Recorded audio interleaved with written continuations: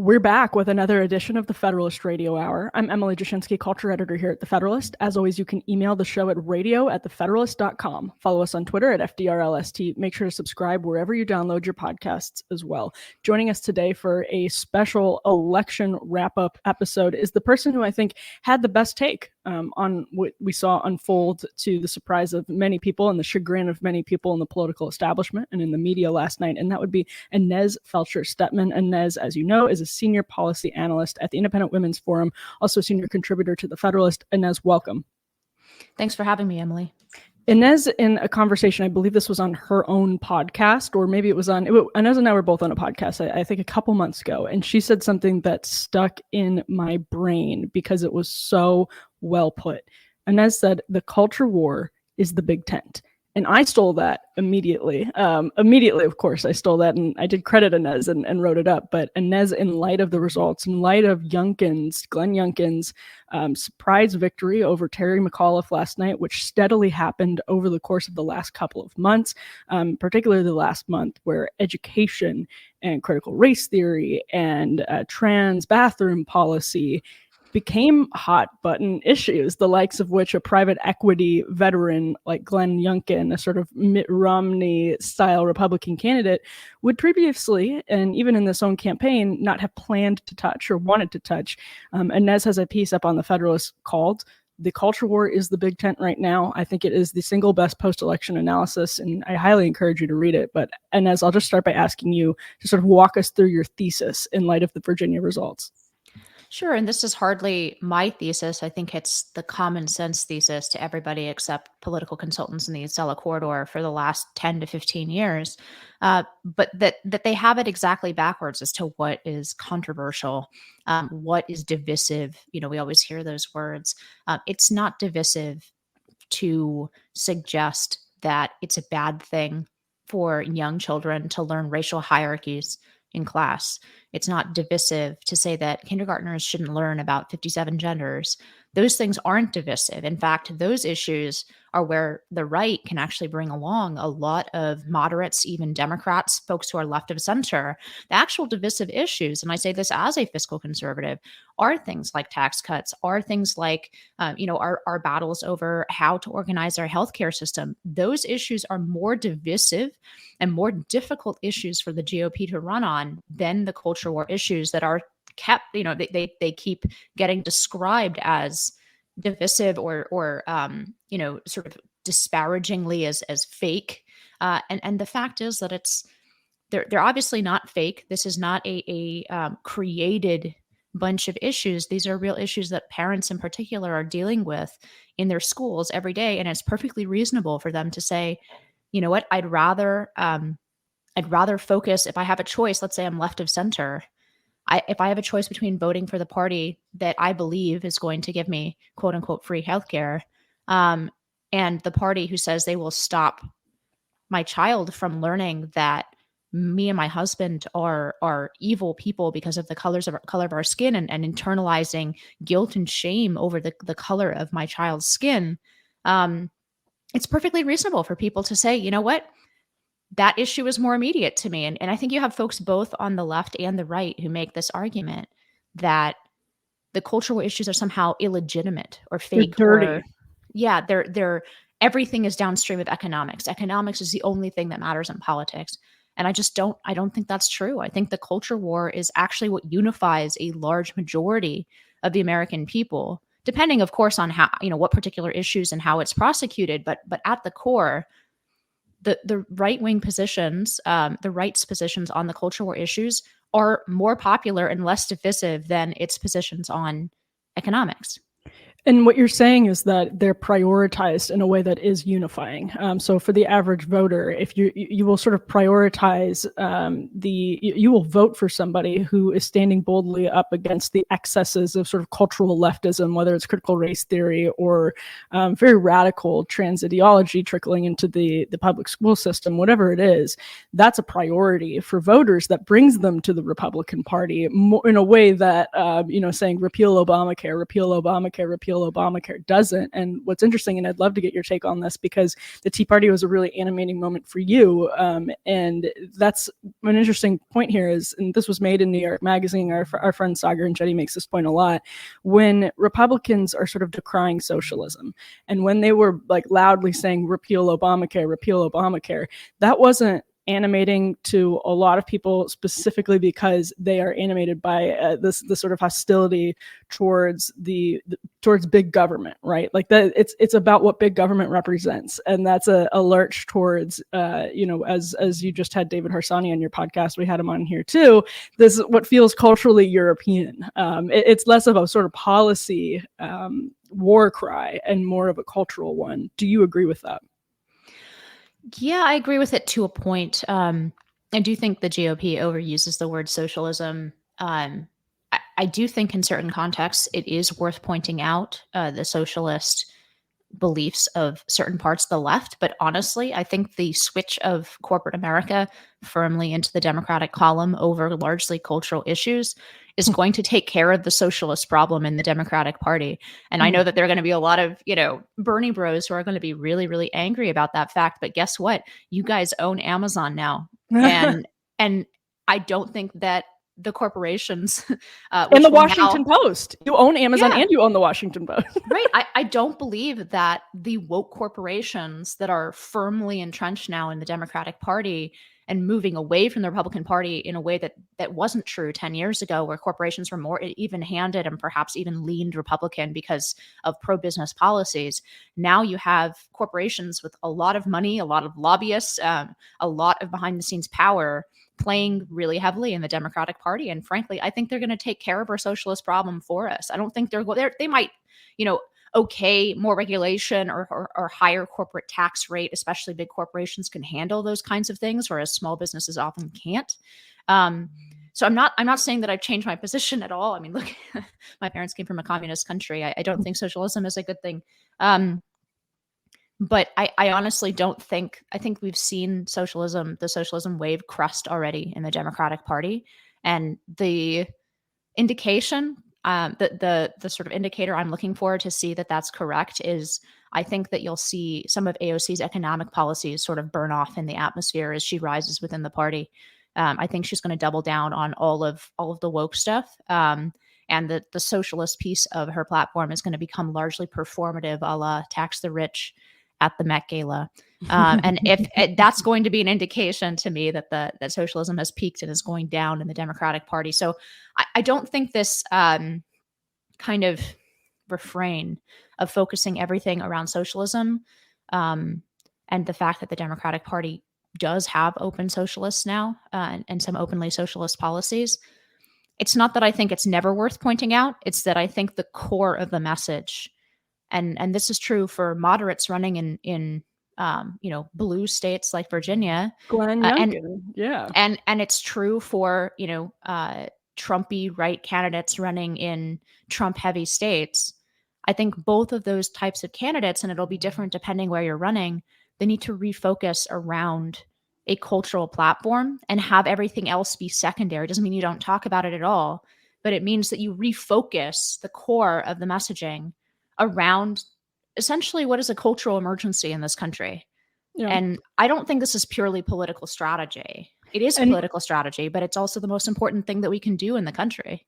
I think you just nailed it when you said a cultural emergency, because that's what is unifying to voters, is that they sort of understand the cultural emergency and they feel it and sense it and want to push back on it in a way that people in the media and the political establishment do not. And that's where the candidates channeling it will be successful. And just to sort of drive this point home, Glenn Youngkin is a former private equity guy who was running in a blue state. Don't let anybody tell you that Virginia is not a blue state. I think I saw Axios or Politico describe it this morning as the one that was trending blue. No, Virginia is a blue state.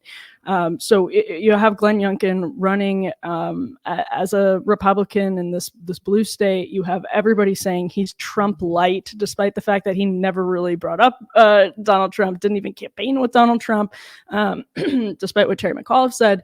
And all of a sudden, the stuff in Loudoun County starts bubbling to the surface of the discourse in Virginia.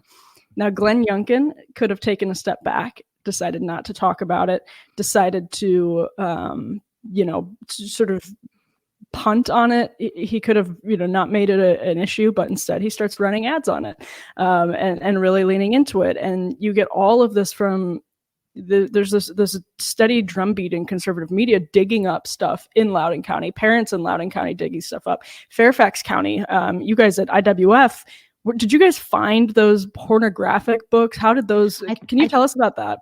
Honestly, I can't. I don't know how we got a hold of them. I believe we have been running a really, really wonderful, and I would say I've never seen this good a kind of outreach campaign for parents to send us their stories. So I'd imagine that came from that campaign, but I can't say that for sure. Tell us about this I case just don't study, know. though. So basically, this is Independent Women's Voice, which is our advocacy arm, put out an ad, or attempted to craft an ad around this book, which was, I mean, I don't think that there's any way to describe it other than softcore pornography. Yes. And with an ideological point, by the way, it's Right. wrapped into this sort of directional narrative about it's pro-LGBT propaganda, but pornogratized, whatever. I mean, it has sketches of like teenagers receiving blowjobs from each other. Like it's really explicit. And so we got a hold of this material, and we wanted to run, through our advocacy arm, a ad in Virginia, on the TV stations, basically saying, you know what, Virginians, this is what's in your public school. And that ad was rejected for being too explicit. It had some pictures of the book that is available to young teenagers in public school, and it was rejected on Virginia TV as an ad that could not run even at 11 p.m. at night. Right? So the materials in the schools for teens are too explicit to put on TV at 11 p.m. at night, right? Which they wouldn't even run a censored version. Most stations wouldn't even run a censored version of it. They said it's still too explicit. Even if you blur out, certain parts of it, it's still too explicit. We can't run it. And Terry McAuliffe then looks like when Terry McAuliffe is responding to a question in a debate about the Daily Wire story in Loudoun County, I think it was about that, and he says, which it was not taken out of context when Terry McAuliffe said that basically parents shouldn't have much input in curriculum. He was trying to make a point that was sort of specific, but it was not taken out of context. That actually came out of his mouth, and he meant what he said. But when he says something like that, and you combine it with all of these books that are being shown to exist in Fairfax public school libraries and the critical race curriculum, et cetera, what do you think the effect of that is on an independent, maybe left of center, maybe right of center voter in Virginia? I mean, we saw the effect yesterday, right? It's hard to understate. I mean, it's hard to overstate, I think, how important the last year and a half has been in terms of a lot of parents realizing what's being taught in the schools, right? Because so these stories were just the confirmation, I think, for a lot of parents. Whereas before, I mean, there have been stories like this in the past, and conservative media has done a good job for a few years covering these kinds of outrageous curriculum stories in the public schools. But I think the big difference, the way that this really ignited a movement, and not just in Virginia, but across the country, is that now I think parents have a firsthand experience of it. They were in the room while their kids over Zoom or WebEx or whatever, they were able to hear exactly what their children are learning in social studies. They were able to hear some of these, critical race theory lessons, whatever people want to call them. They were able to hear that their children were being separated up into groups by the color of their skin and taught different lessons according to the color of their skin. I mean, parents and parents of all racial backgrounds, I think, were rightly horrified by that. I don't think a lot of parents knew how bad it is. And that's partially because the schools make it really, really hard to see what the content actually is.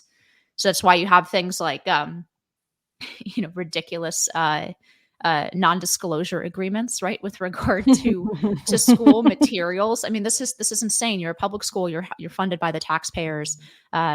We actually over at IWB, we also have a petition for transparency. But this is the most basic thing, right? Any citizen, not even a parent, should be able to look up online what's being taught in the classrooms and see all of the materials that are available to children in a public school. And instead, it's this very secretive thing. You need to FOIA request a lot of these materials, and it takes sometimes months or years to get them. And even when you do get them, they're redacted and they come with a non-disclosure agreement. There's only really one way or one reason the schools could have to do this, and that's that they're trying to hide the curriculum from parents. And when you talk about what McAuliffe said about with regard to parental rights and parents somehow being illegitimate for parents to interfere with what's being taught in the classroom, I think you had an explicit layout of that argument in the Washington Post, where you have two, I think, law professors lay out basically,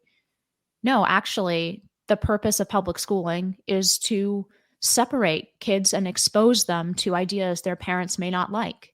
So it's very explicit now.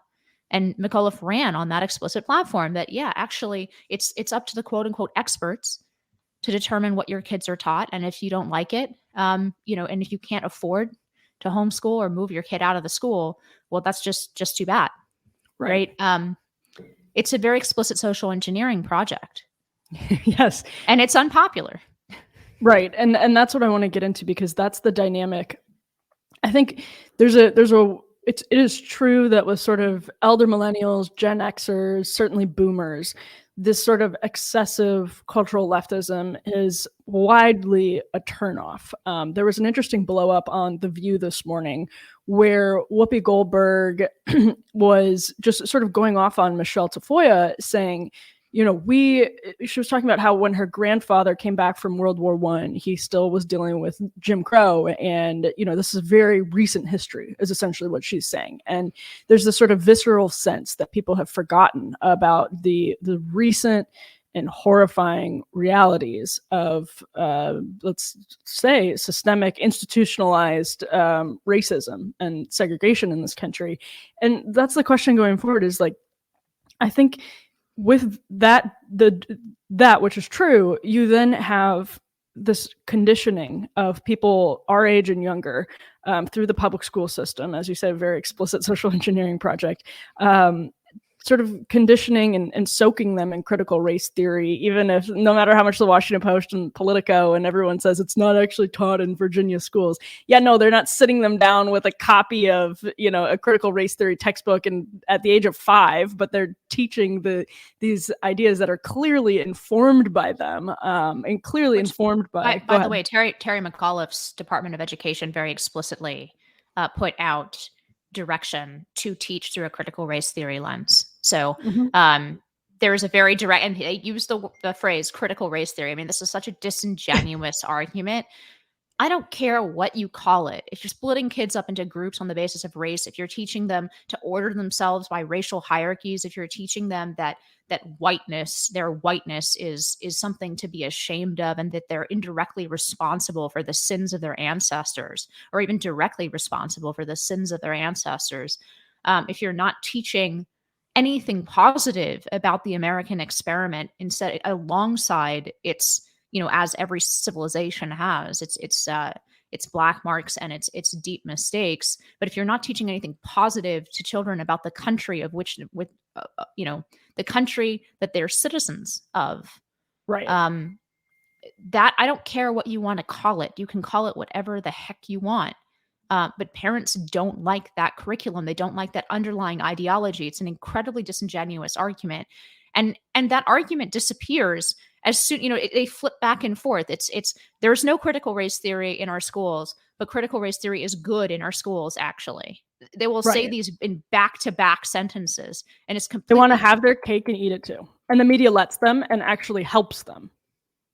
Absolutely. It's completely dishonest, and it gaslights the experiences that parents actually have. They know what their children are being taught now. They see the lessons that they're being taught. They see the materials in their schools, and that's what they're objecting to. If you want to call it, unicorns and rainbows, I really don't care. Parents want that kind of material gone out of their schools. It's a completely disingenuous argument. But will parents, and this is where I think the dynamic gets complicated, because I think Republicans are unwise and the conservative movement is unwise to underestimate the sort of deep rootedness and the effect that this conditioning, which has now been happening for decades, and conservative movement. I mean, there's YAF and ISI and these groups that have for years been ringing the alarm bells and saying, this is here, this is here. Fox and Friends used to do the campus craziness segments, and they would get mocked by the people that are now concerned about creeping illiberalism on the left, as sort of like hyperbole and melodrama. But it was very real and it was very serious. And this has been happening for decades. So I think Republicans are unwise, and I want to get your take on this, to underestimate the extent to which younger Americans actually really have been conditioned to have these inflated definitions of racism and sexism, and have these different definitions of violence and sex and gender. And that, I think, do you think there's any change down the road for that? I mean, this is a generation that listens to Joe Rogan and has a lot of sort of democratized academic options. Jordan Peterson, they can listen to all of that stuff. But they have been learning this for years. It's at least a generation, if not more, that's been learning this for years. Is there any chance that changes, that sort of does a 180? Well, the first rule in a hole is to stop digging. Right. And I mean, I think you're right. The hour is very late. We have a generation and a half that's gone through essentially indoctrination. Surveys show they know almost nothing about how the American system functions, i.e., they can't pass the citizenship test. Only 1 in 5 Americans under 40 can pass and if anyone's ever looked at the naturalization citizenship test that we give to new immigrants, it's incredibly basic. It's like, how many branches are there in the federal government? I mean, it's stuff that just a couple decades ago, 5th graders and 6th graders are expected to know. And only 1 in 5 people under 40 can pass it. So it's a total ignorance of the American system and the ideas that built it, coupled with a very strong narrative about how it's a racist and sexist and terribly bigoted country. So we are in a deep hole.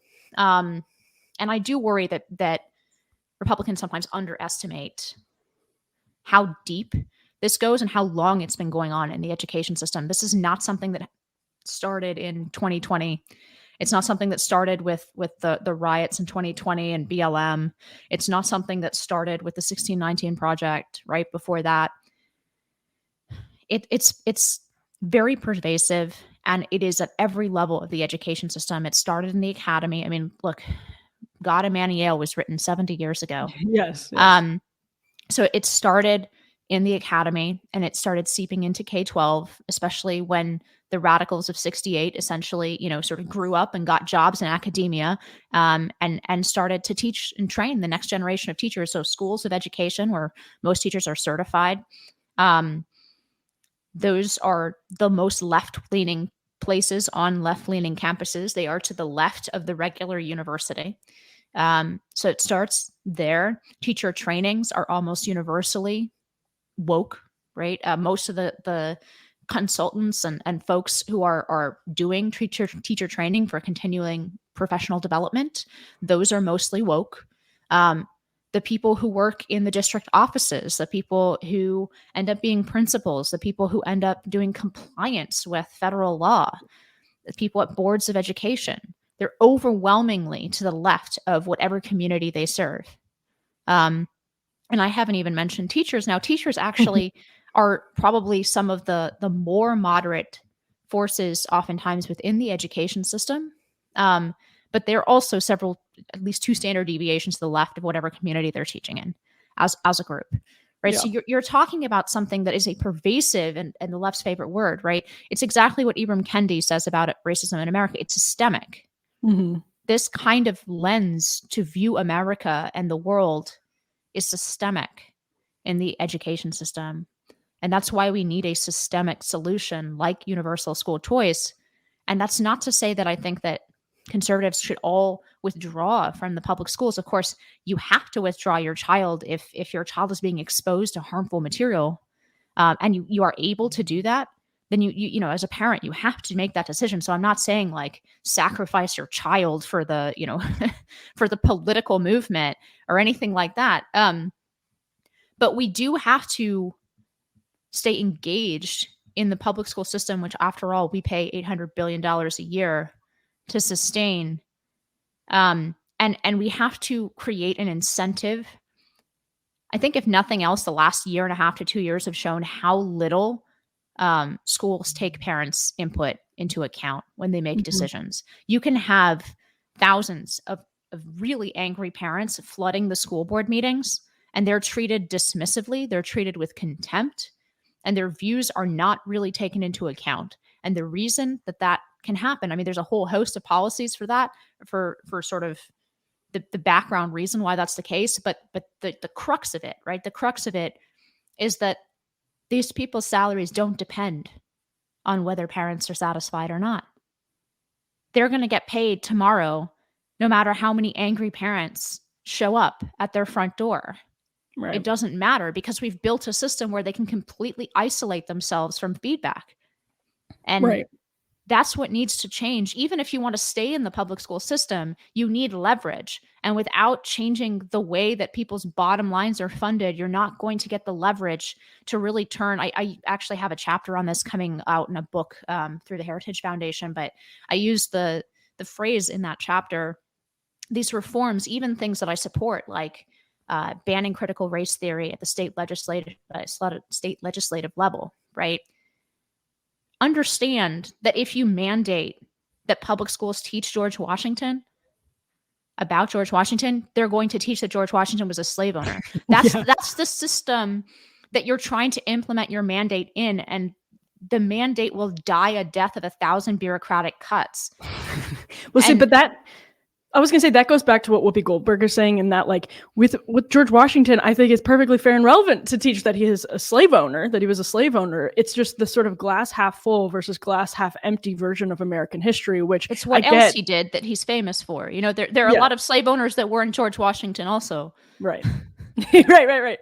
And yes, absolutely. And that's where I think this gets to the sort of race against the clock phenomenon, in that it's about sort of recapturing our cultural and our cultural standards, right? Like, we need to exist in a political economy where the ACLU is actually the old version of the ACLU, or there's a similar institution that is doing that work, and it's mainstream. This idea that these values are worth fighting for, even in the most disgusting of cases. That's what we sort of need to have, and that's what I think actually does change the standards of people who have been conditioned to see them otherwise.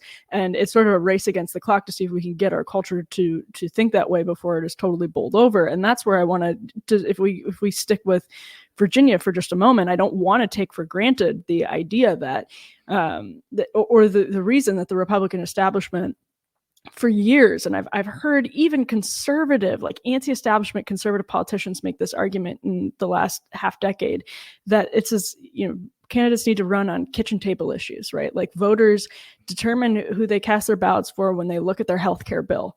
And is that true in some cases? Sure. Is that your guiding principle for what to talk about in a campaign? Probably not. So in this case, Inez, why do you think it is? Why do you think it is that parents in Virginia who may not be generally Republican, may vote frequently in both directions, or maybe not vote, whatever it is, why do you think they said, it is important for me to vote, and it is worth me voting for Glenn Youngkin, who the entire media is saying is a racist and a Trump lackey? These are our early evidence suggests housewives, white, like suburban women, flipped from where they were on their sort of Trump votes and went for Youngkin. What is it about this that puts the culture ahead of the kitchen table? I'm not sure those things are exclusive, in the sense that obviously what your children are learning in school is a kitchen table issue. I know that we use that phrase about economics only, which is foolish. That's the exact distinction. Yes. And I heard a couple of anti-establishment Republican politicians make this argument about healthcare and about tax cuts. And this was about 5-ish years ago, early in the Trump administration. And that always sticks with me, because at the time I'm sitting there saying, well, the culture is kitchen table issues. And if you think you're going to win in this climate on tax cuts, you're crazy. And I guess the question then is, why is that the case? Why is it so important for parents who don't like Trump, don't want to be associated with Trump, don't want to be associated, of course, with racism, and maybe are easily swayed by the media, all of these things? What broke that dam or that stranglehold? I think direct experience. That's what's so disingenuous about the media saying that this is sort of created. First of all, created by what? Chris Rufo, the one man who has, I mean, I'm not taking away. I think Chris Rufo was instrumental to this victory in 100%. in Virginia. I'm not trying to take anything away from him whatsoever. I love Chris Rufo, but the entire media belongs to the left, and they were running their narrative. Do you think that if it wasn't for direct experience, they couldn't out yell Chris Rufo? Yeah. This is insanity. I want to put a finer point on your clock analogy, right? Your time running out analogy. I think part of the reason we have this rebellion is that most parents of school-age children went through school before this narrative became not just one of many perspectives taught, but the narrative taught in K-12. And there is a generational, clock running out in the sense that if we wait to put in place some of these transformative institutional style reforms, both in education, but also in all these other arenas that you and I are always talking about, right? All these institutions that are owned by the woke left, whether that's media, whether that's large corporations, whether that's, all kinds of cultural, essentially the institutions that produce the culture around us, that guide the culture around us. If we don't transform the left's dominance and their hold, I don't know whether it's 2 years or 5 years or 7 years, but we can't produce this kind of response anymore in parents because they themselves will have gone through the indoctrination in our school systems and our education systems. And yes, there will always be dissenters. There will always be people who are independent-minded enough to make an independent investigation and come to their own conclusions. But the majority and the baseline assumptions will be different, and they will be shifted strongly in the favor of the woke left. Yeah. And right now we're still dealing with a parent revolt that's largely Gen X and maybe a few like elder millennials. But the parent revolt is largely Gen X, and they largely went through school before this was the narrative taught. So our window is closing for this kind of victory. I mean, I think this is the only way forward. Like I said, I think the best thing to do is stop digging if you're in a hole and stop producing every year like a new rank of cultural revolutionaries graduates every year. We need to think about it like that. There's going to be a new rank of cultural revolutionaries graduating, not just into the university system, but into Nike. Yeah, and that's why people are, and that's how somebody who is as milquetoast as and Romney-esque as Glenn Youngkin can animate huge turnout in Virginia, is because he didn't just like punt on these issues. He leaned into them. And of course, there's an important distinction between starting the culture war and leaning into it. The left starts the culture war and leans into it. The right now leans into it as well, if they take the sort of cue from Youngkin. And I think that there's an important argument to be made about the morality of this entire, I mean, so it's like one thing to say, like, obviously CRT is not politically expedient for Democrats, but it's also deeply immoral to fling around these accusations of racism and sexism. And it's not politically expedient for this reason. If we share different definitions, or if we do not share a consensus definition of what is racism, violence, and bigotry, then you are implicating, when you're flinging around these accusations that Glenn Youngkin is a white supremacist, racist, bringing tiki torch guys, as the Lincoln Project did to his little bus and his rally, the implication there, it's not politically expedient, because you are implicating people who support him or maybe share his position on CRT in something that has been deeply stigmatized, as it should be, like racism and white supremacy. People feel that they are being accused of being racists and white supremacists, and they don't like that standard. They don't like that definition. They might not be like political animals who spend all their time listening to conservative media and sort of articulate that all the time. But they don't believe that they're racist, and it's incredibly offensive to suggest that they are racist or sexist or transphobic. The quote from Scott Smith in the original Daily Wire report from Luke Rosiak sticks out to me, where he says, "Our family is pro-gay, like we're LGBT friendly." He's the daughter of the victim of he's the father of the rape victim in Loudoun County, and he said we're pro-gay. People are deeply offended by this, and I think that's where Youngkin leaning into it, Republicans in general leaning into this and saying, no, these are not our definitions of racism and sexism, et cetera, et cetera. We haven't even talked about the Winsome Sears victory in Virginia. How do you think this deep level of offense motivates people to maybe cast a ballot for a Republican?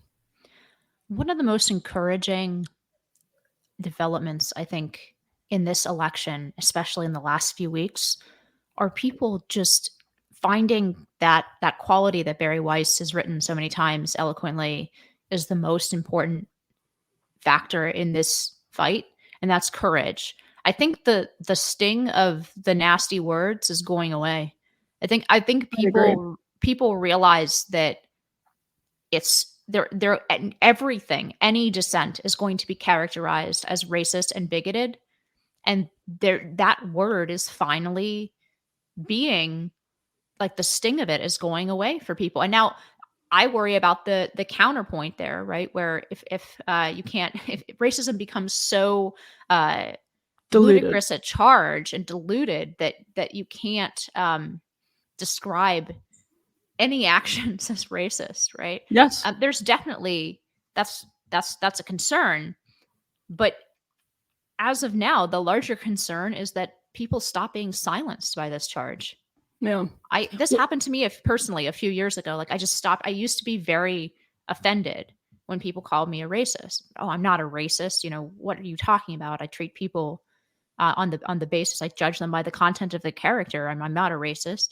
And a few years ago, I just realized, no, these people are working off a definition that they might as well be calling me purple.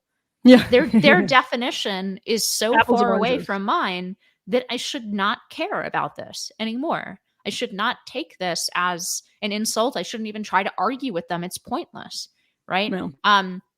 Let's talk about the actual content and the actual policies and actually what's going on in this country. And you can characterize my position as racist if you want. I really don't care. These are the things that I'm concerned about in the trajectory of this country. And when we're talking about cultural emergencies, that's why these issues are so important. Look, if you go back to the 1990s, economics, it's what is it? It's the economy stupid era, right? Fundamentally, America's sitting on the top, the sole global superpower. The economy is fluctuating, has its ups and downs, but generally, people are satisfied with the way that life is going. You do run on the kitchen table issues. Then you say, you know what, we'll let you keep a few thousand more dollars of your money every year so you can continue to make good decisions with your money, as opposed to the government, which has a ton of waste and overreach and bureaucracy. This is a good message in the 1990s. It's largely irrelevant today, not because the government is any less overreaching or wasteful or bureaucratic, or that it sucks up less of your taxpayer money, but when the country is going off a cultural cliff and literally, talk of like sort of cultural civil war and disunion becomes common parlance on both the left and the right, that's not your primary concern.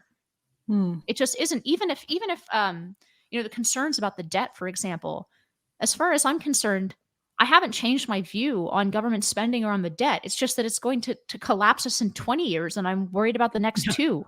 The next 2 months, it's also immediate. And we saw that with George Floyd. None of this started with George Floyd, but we saw in the course of a couple of months this sort of pan-institutional bowling over to cultural leftism. And in those couple months, there were millions and millions of dollars that were funneled into leftist causes that were legitimized and empowered by that money and by that credibility that all came in the wake of the killing of George Floyd. And that's it can just be as simple little as a couple of months. And so I think that's an important distinction. I was just going to say, none of this is to say that limited government is bad or unimportant. Of course it is. But there's a question of priorities in this moment. And Inez, I want to sort of wrap this up and come full circle by asking you to talk a little bit about your congressional testimony recently in opposition to the Equal Rights Amendment, which is bizarrely now on the table again. The left is trying to relitigate the ERA, and they've had those moments where they've never really given up on it, but there's a renewed push for it. You recently testified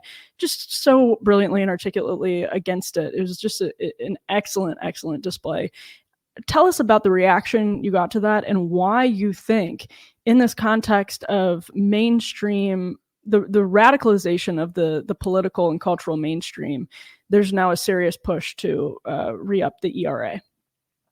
Well, first of all, I had an easier time of it than I thought, because AOC didn't even bother to show up at this hearing. So for all the complaining she does about how she's a victim because she's a woman in 2021, she didn't even bother to show up for her own hearing. Well, wait till she's a victim when there are no sex-specific restrooms. No, but this is a very basic, again, this is more unifying than divisive if we're to tie this full circle. When you say that there are biological differences between men and women, and that there are certain instances in which those differences are relevant, right? And you don't need to agree with me. You don't need to be an anti-feminist, right?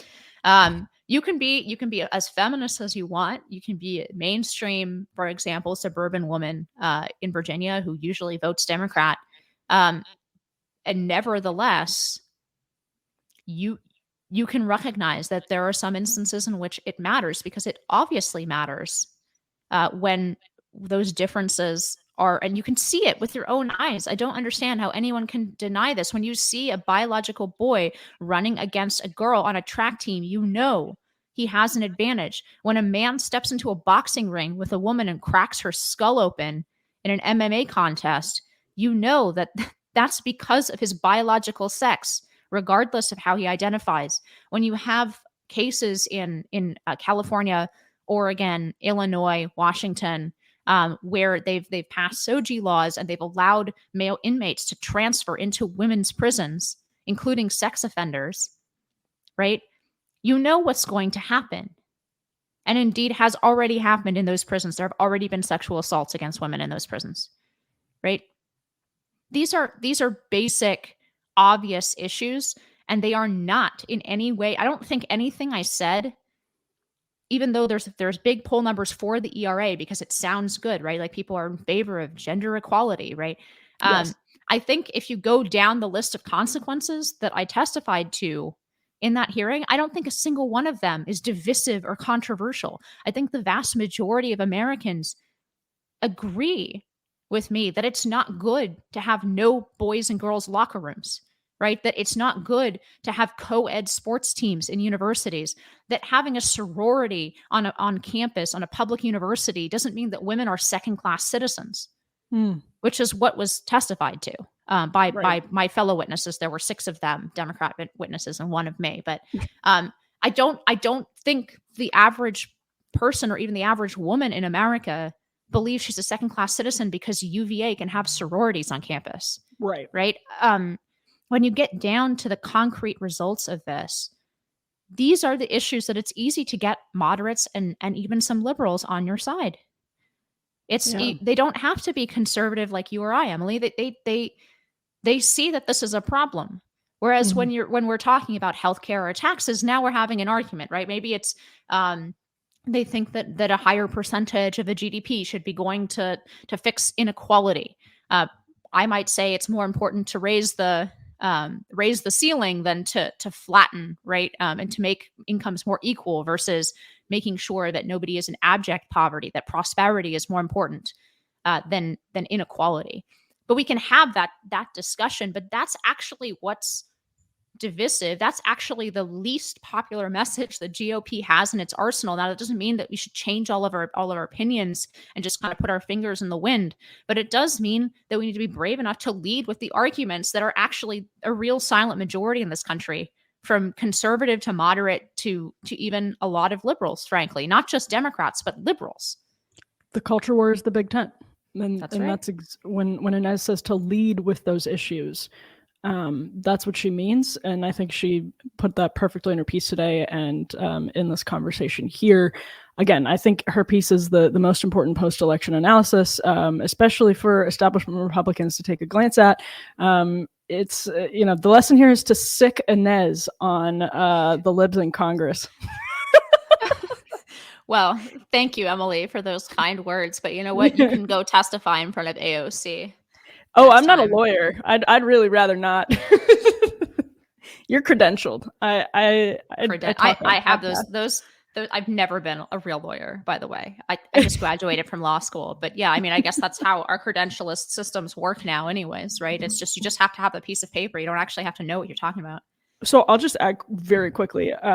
I spent my election day mostly in Montana, mercifully, and I was on the set of the Daily Wire's new movie with Gina Carano. And I'm not like spoiling anything or breaking any news to say that one point that was reinforced to me is just that these stricter boundaries are drawing more and more credentialed people away from the institutions that they used to staff because they're so legitimized and et cetera, and bringing them into not right infrastructure, not conservative infrastructure, but just competitive, other competitors. And I think there are going to be more and more credentialed people in the future that will be able to testify in opposition to the ERA alongside somebody like Inez, just because it's driving the sort of overreach is driving more and more people away from the left. But with that, Inez, wait, can I yes, respond to what you just said, since you opened a new topic just briefly?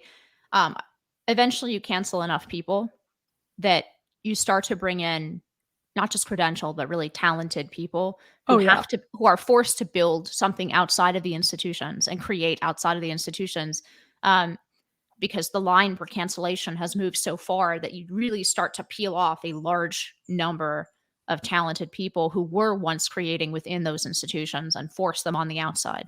Yeah. And that's where the sting, when the sting wears off, you have to have a landing pad for people who have been accused of that to exist outside in competitor institutions. Yep. We're in a dark place, but there are a lot of green shoots for new institutions and new things to be built outside of the institutions. They can't cancel us all. And frankly, hardcore religious ideologues, which really describes the woke now, are not truly creative. They're often not competent, which is a large part of the competency crisis that is going alongside the ideological crisis in the institutions. And they're really opening the field for talented and competent people, whether they're right of center or not, to build things outside of those institutions. So that's where the energy is, and that's where the hope is. Yeah, and that's where it again becomes a race against the clock. And the message from Inez's piece and this conversation is that the Republican Party can be a vehicle that can be a huge part of that race and can sort of be an accelerant towards reclaiming the culture before it's too late. Inez Felcher-Stephan, senior policy analyst at the Independent Women's Forum. You can listen to her podcast. It's called High Noon. You can and should listen to her podcast, High Noon, wherever you get your podcasts. Also senior contributor to the Federalist. Thank you so much, Inez, as always. Thanks so much for having me, Emily. Of course. You've been listening to another edition of the Federalist Radio Hour. I'm Emily Jashinsky, culture editor here at the Federalist. We will be back soon with more. Until then, here's the lesson. Be lovers of freedom and